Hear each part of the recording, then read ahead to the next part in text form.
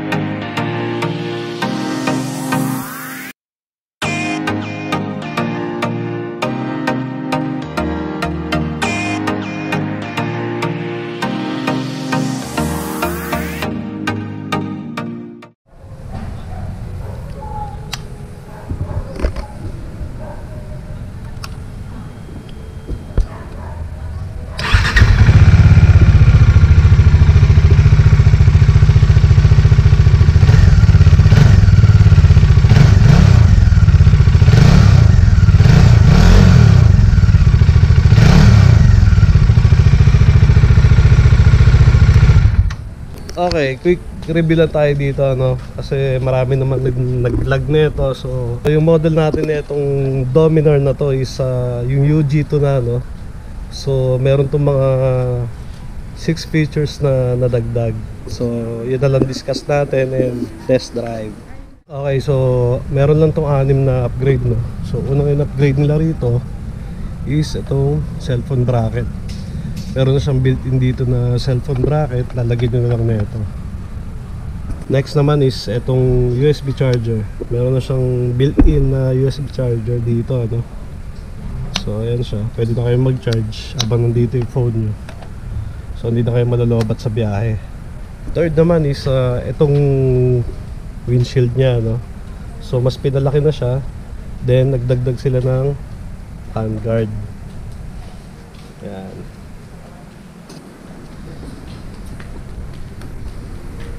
Pang-apat naman is yung in-improve na nila itong leg guard na to So iba na siya ron sa kaysa dun sa naunang Dominar So in-improve na rin nila to.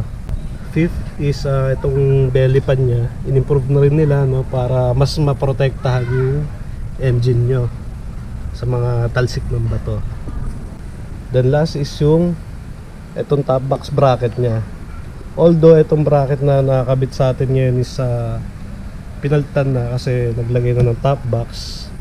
So gamit niya is GV. So papakita ko lang sa inyo kung ano yung original na nakakabit dito. Then ang naging upgrade lang dito is naglagay siya ng pannier bracket para makapaglagay siya ng box dito sa both sides para marami siyang lagayan. So perfect to kung mahilig kayo bumiyahe, marami kayong madadala. Okay boys and girls, test drive muna tayo.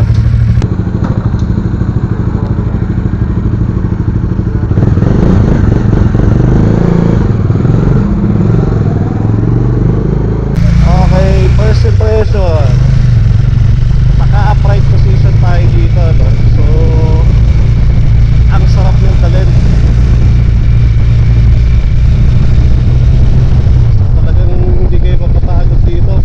Long ride kahit kapahaba pa yung biyahe nyo, sarap yung talent. Tapos pag umaandam ka siya, magaan na siyang i-drive Tapos ano pa ba, napaka-responsive ng engine nya. Isipin nyo, ang height ko lang is 5'5", pero parang maliit na motor lang dala ko.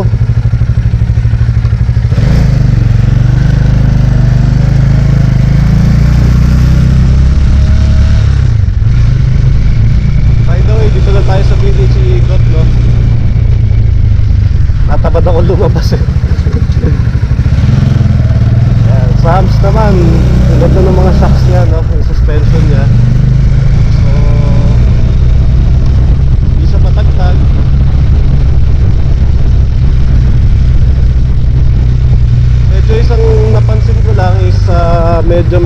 nagvi-vibrate siya dahil single cylinder lang siya. Kaya asahan nyo na may konting vibration sa kanya. Siguro lalo na kung high speed, no? Kung galit yung makina. Pero all in all, ang sarap niyang dalhin, no?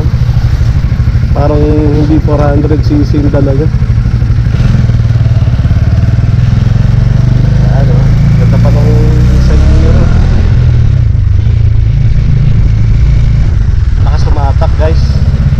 Sarap. Sakto, namimili pa naman ako ng motor ngayon.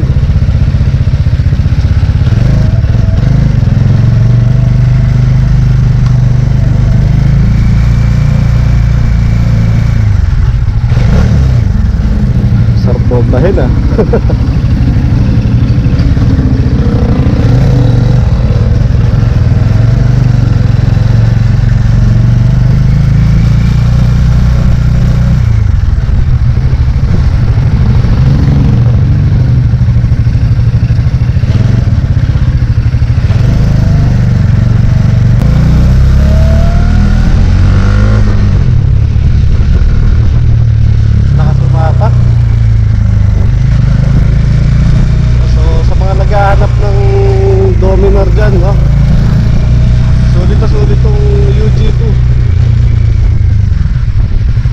Hindi lang doon sa mga upgrade niya, sa riding comfort niya, panalo to.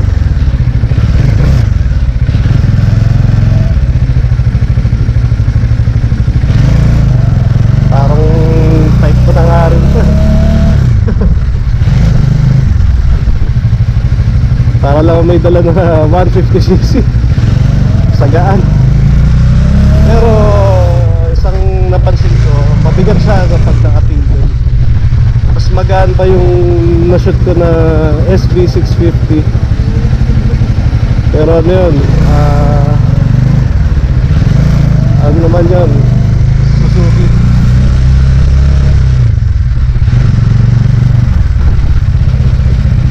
So ito perfect to para sa mga mahilig mag long ride. Tsaka number 1, expressway legal. Pinakamurang expressway legal na mabibili ko na branded.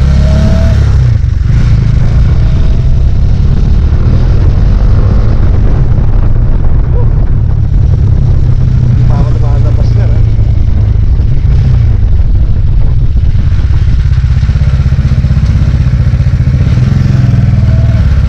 Okay, balik na tayo.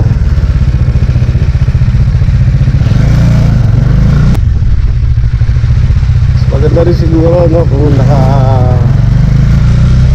exhaust na rin to, no? Para mas sulit siya.